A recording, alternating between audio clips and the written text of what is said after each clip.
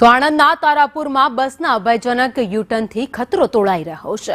બસે યુટર્ન લેતા કારમાં સવાર પરિવાર માંડ બચ્યો હતો। તારાપુરની ન્યૂ ગંગોત્રી હોટેલ પાસે આવેલ બ્રિજનો આ બનાવ છે। કાર ચાલકે બસ ડ્રાઈવરને ઠપકો આપતા તેણે દાદાગીરી કરી હતી।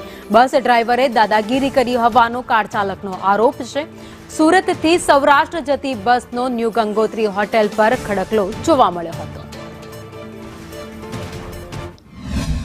बस છે અને આ ભી ડ્રાઈવર છે તે અહીંથી ટર્ન એકદમ ટર્ન માર્યો, જોતો નહીં સામેથી કોઈ ગાડી આવે છે કે નહીં આવતો।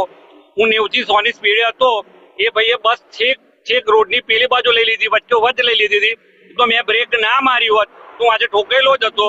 તો એમને ખબર પડી જોઈએ કે ગાડી કઈ રીતે ચલાવી અને રોંગ સાઈડે કોઈ પણ વ્હીકલ આવવા ના જોઈએ।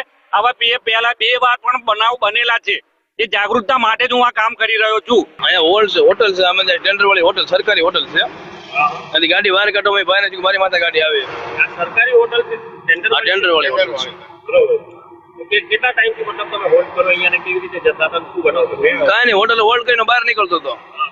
ગાડી અહીંથી ચડાવવા મારે વાર તો લાગે ને થોડીક। એટલે ભાઈ કે મારી ગાડી 100 ની સ્પીડમાં હતી, ગાડી અડી ગઈ હોત તો ગાડી મને દેખાતી હોય આમથી આવતી હોય, હું ડ્રાઈવર છું, સામેથી જ્યારે વાહન આવતું હોય ને તમે ત્યારે મારી ગાડી અહીંયા હતી, પટ્ટાની અંદર નથી।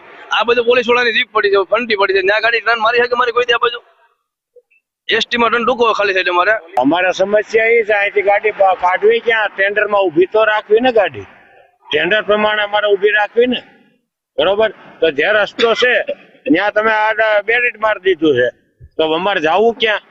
અમને કોઈ અધિકારીએ કીધું નથી કે તમારે ઉભી નહીં રાખવી, એવું તો અમને કોઈ કીધું નથી। તો અમારે તો ફરજિયાત અહીંયા ઉભી રાખવી ને, અને હાલવું તો પછી બહાર નીકળવામાં તો અમે અમારી સાઈડમાં જ ચડીએ છીએ ને, રોંગ સાઈડ થી આવીએ છીએ, પણ સર્વિસ રોડ ઉપર રોંગ સાઈડ ચડીશ ને। અમારા સમસ્યા એ છે અહીંથી ગાડી કાઢવી ક્યાં, ટેન્ડર માં ઉભી તો રાખવી ને, ગાડી ટેન્ડર પ્રમાણે અમારે ઉભી રાખવી।